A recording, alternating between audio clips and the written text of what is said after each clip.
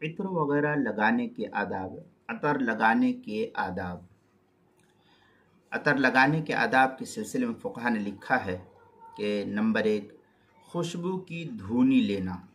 चुनांचे मुस्लिम शरीफ के अंदर रिवायत है, क़ाला नाफ़े कान इब्न उमर इदा इस्तजमरा बिल अलूति गैरा मुतर्रा। इस तरीक़े की इबारत जो है मुस्लिम शरीफ किताब अल्फाज़ी मिनल अदबी वग़ैरहा बाब इस्तेमाल मिस्क, जिल्द नंबर 2 सफ़ा नंबर 239, हदीस नंबर 2254। हज़रत नाफ़े रज़ी अल्लाह तआला रहमतुल्लाह अलैह फरमाते हैं कि हज़रत इब्न उमर रज़ी अल्लाह तआला अन्हु जब धूनी लेते तो गाहे खालिस ऊद की धूनी लेते जिसमें किसी खुशबू की मिलावट नहीं होती थी, और कभी ऊद के साथ काफूर की मिलावट करते और फरमाते आप सल्लल्लाहु अलैहि वसल्लम इसी तरह से धूनी लिया करते थे। ये एक अदब था। नंबर 2, मुमकिन हो तो मुश्क और अंबर को इस्तेमाल करना। ये सबसे उम्दा खुशबू शुमार की जाती है, मुश्क और अंबर का इस्तेमाल। चुनांचे नसई शरीफ में क़ाला मोहम्मद बिन अली सअल्तु आइशा अकान रसूलुल्लाह सल्लल्लाहु अलैहि वसल्लम यततय्यब क़ालत नाम बिज़िकारति तीबी अलमिस्क वल अंबर। ये नसई शरीफ की इबारत है, किताब ज़ीना बाबुल अंबर, जिल्द नंबर 2 सफ़ा नंबर 239, हदीस नंबर 5119।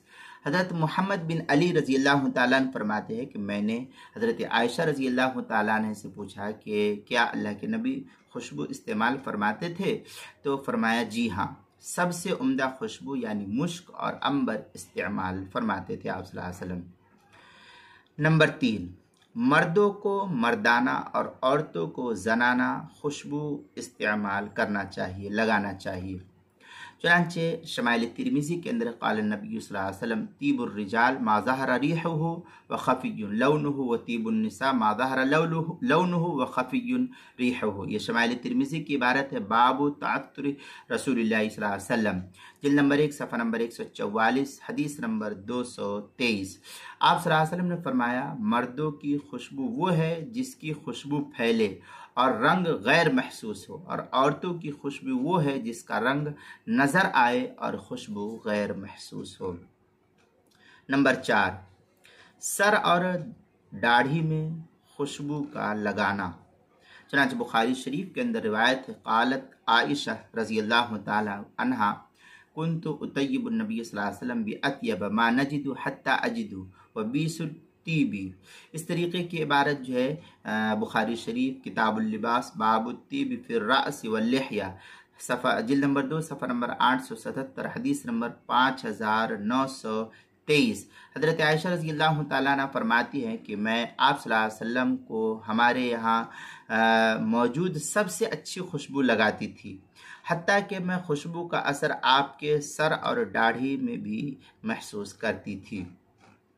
ये 4 सूरतें थी, 4 आदाब थे। 5वां अदब ये कि बीवी का अपने शौहर को खुशबू लगाना। नंबर 5 है ये।